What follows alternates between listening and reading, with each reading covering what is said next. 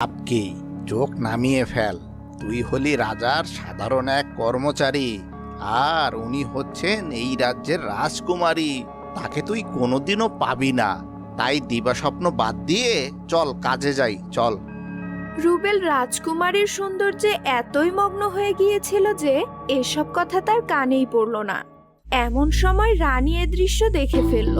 তিনি সিপাহী পাঠিয়ে দিলেন এবং রুবেলকে ধরে নিয়ে যাওয়া হলো।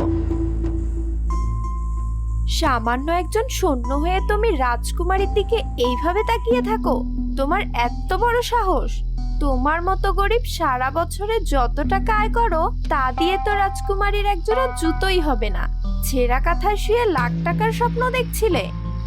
অতঃপর রাজপ্রাসাদের অন্দরমহলের দিকে এভাবে তাকিয়ে থাকার জন্য তাকে শাস্তিও দেয়া হলো। বন্ধুরা, পরের পার্ট দেখতে হলে ভিডিওটিতে লাইক করে চ্যানেলটি সাবস্ক্রাইব করে দাও।